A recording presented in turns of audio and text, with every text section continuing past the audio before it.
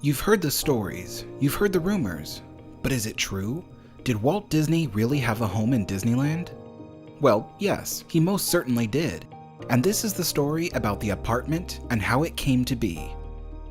If you're new to being a Disney fan, you may or may not have heard that Walt Disney himself oversaw the construction of Disneyland, approving or rejecting every little detail that was installed. And his constant tweaking of everything in the park didn't cease until his death 11 years after the park opened. Disneyland isn't just some amusement park, so if that's what you've come to believe, you better just leave those thoughts at the door. Walt set out to create a theme park, a place that was carefully crafted to be the most immersive, detailed, and controlled environment ever brought to the amusement park business. I could go on and on about Walt's concerns with sight lines, research into garbage collection, and even the special effects built into his rides. But that's not what this video is about. Like I said, nothing quite like this had ever been done before, especially on a scale this size. And the only person who truly knew what Disneyland should be, what it should look like, was Walt Disney himself. He dedicated the rest of his life not to his movies, but to Disneyland. That being said, all that dedication to his Anaheim park meant that it wasn't feasible to drive down from Los Angeles several times a week to keep an eye on his Magic Kingdom. It was sometimes imperative for him to stay close by, and how much closer can you get than inside Disneyland? Walt recognized the importance of a living space for himself at Disneyland early on in the concept phases. He could have easily built his apartment above any shop on Main Street, but he felt that what made the most sense was to have it above the firehouse. You see, it offered views of his beloved Disneyland Railroad. It was in extreme close proximity to Disneyland City Hall, where lots of the park's operations were managed. It was also free from the busy shops on Main Street. And last, but most importantly, Walt always loved the idea of waking up in the morning and sliding down the fire pole the way the firemen used to. The firehouse was one of the first structures to be completed at Disneyland. That way Walt could inspect the construction progress and give commands and instructions to his Imagineers whenever they had a question only the boss could answer. Walt and his wife Lily loved old Victorian and Edwardian decor and styles. In fact, all of Main Street USA takes place in these two time periods. But while wed Imagineers created the interior designs of Main Street themselves, Walt gave Lillian free rein to design the apartment above the firehouse. Now, let's first take a glimpse at the layout. The only way to enter the apartment is through the door, which is located on the back side of the building, accessible by a staircase built only for Walt's apartment. The apartment has one closet, one vanity, one bathroom, one main living area, and an outdoor patio. Disneyland was built on a tight budget, and everything in the apartment had to be as minimalist as possible. Nothing more extravagant than a hotel room. The whole space is approximately 20 feet wide by 25 feet long, making it a 500 square foot space. Once inside the apartment, a short hallway leads you to the closet to your right.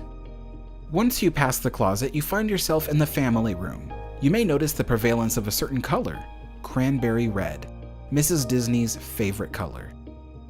With the help of studio set designer Emil Curry, Lillian designed and put together every detail of this apartment, and you'll see a lot of small touches to this room in particular, which makes it economical yet stylish. This room serves multiple purposes as the eating, sleeping, and lounging room. On the back wall is a small kitchenette with a mini fridge, a dish sink, and cabinetry for the wares. Food would have to be cooked in pots and pans over a portable hot plate, but Walt rarely cooked. Instead, you'll see there is a sandwich hot press. Walt was fond of having grilled cheese sandwiches, often with a can of stew or a can of chili. He would also have kept plenty of saltine crackers here.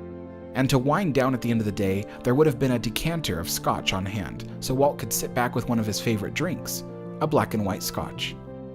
The whole kitchenette could be tucked out of sight thanks to a set of folding doors. You'll also notice by the hallway window is a chair, a mirror, and a hat rack. Walt often scrambled to find his coat and shoes in the morning, so Mrs. Disney made sure he had a place for both, and a nice chair with which to sit and put on his shoes, and a mirror so he could check his tie on the way out. I know that in the images I'm showing, the furniture is often arranged differently, but I'll get to that later. The room had two rocking chairs. Walt would sit in one of them, listening to his favorite tunes from an antique gramophone and smoking a cigar. Lillian could be found sitting in the other one, reading a magazine or book and sipping a cup of tea or coffee. Sitting against the south wall of the apartment is an authentic Regina music box. This one is the upright changer music box model. It is designed to play chimes and other melodies. You can see two very large, plush, red couches. These are interesting because each one can pull out to be used as a full-size bed. And when I say they are pull-out couches, I mean that these didn't unfold. They were simply rolled out from underneath the cabinetry behind the couches. They are solid-built beds. If family was visiting, this room could accommodate Walt and Lily on one bed and Roy and Edna on the other, and their grandkids would sleep on the floor in front of the kitchenette. You'll notice that some of the windows had very long curtains. They didn't exactly fit the length of the windows. The reason is because this apartment had low ceilings due to the fact that the building is designed in 5/8 scale. To make the apartment look a little taller, Lillian had curtains placed that were extra long to give the illusion of height. Today, this is a common practice among interior designers faced with low ceilings. Next, let's move on to the powder room. It probably doesn't need to be said that Lillian would have a vanity separate from the bathroom, so she wouldn't be disturbed if Walt needed to take a shower. Now we move on to the patio stairway. In the 1950s, this is where the fire pole leading downstairs would have stood, but Walt faced issues of guests trying to climb up the pole to get into his apartment, with one person actually succeeding. He forever sealed off the fire pole in the early 1960s with a new stairway leading to a newly created patio on the rooftop of the building next door. The outdoor patio not only overlooked Main Street, but in the early days, it also offered some views of the Jungle Cruise. But the trees eventually grew in, blocking all sight of the attraction. And in a twist of irony, the trees in front of the veranda have also grown in, limiting the view of Main Street. You might be wondering, how on earth did Walt expect to entertain guests, or even his family for that matter, with such a tiny apartment? Well, he asked himself that question too. Originally, the apartment was designed just for Walt, with the idea that he could stay in close proximity to Disneyland on days he had available. And maybe once in a while, Lily or Roy would stay there to enjoy a weekend in the park. But Walt found that more and more, he needed ample space for his family to sleep, because as Walt and Roy's kids grew up, they wanted to bring their children too. In 1963, work began on building New Orleans Square, an area of the park that would house the park's two most iconic attractions. Most of New Orleans Square was designed with space for upper floors, and Walt insisted on finding use for those spaces, so they didn't go to waste. He had plans to build a private club, as well as a jazz club, and lastly, there was room left over to create a rather spacious apartment for his family. This apartment was designed to have a large bedroom for Walt and Lily, then another large bedroom for Roy and Edna, a living room that could convert to a sleeping space for the grandkids. There would also be an enclosed courtyard for privacy, then a balcony overlooking the rivers of America. Also a large dining room to properly host the family or guests. There would be a proper-sized kitchen and pantry, and plenty of private bathrooms. And the old apartment on Main Street could be used for either Walt or Roy's family. New Orleans Square opened to the public in 1966, but the apartment above Pirates of the Caribbean hadn't been started on yet. It was just a large empty space. Then, Walt died unexpectedly, and he would never have the chance to complete the new family apartment. For a while, it was difficult for Lillian or even Roy to stay at the apartment on Main Street because it brought back the pain they felt from Walt's passing. The Disney family continued to use the firehouse apartment on occasion, mostly for the benefit of their grandkids. After the death of Walt's brother, company CEO Roy Oliver Disney, the use of the Main Street apartment became less frequent, and Lillian Disney began slowly removing items from it and placing them in storage. Eventually, the company made efforts to preserve the apartment by furnishing it with similar items it used to have, and it was offered more consistently on their guest relations tour schedule. Now it remains a carefully maintained and preserved space in the park, available for viewing at a hefty price. The company likes to have its tour guides tell the guests that the apartment's belongings were left just as they were the day Walt Disney died. And you can see why. People then think that they're walking through a moment preserved in time, but that's not quite the truth. Much of the furniture and decorations are not original. They've also changed out the carpet a few times and had to reupholster the furniture due to aging.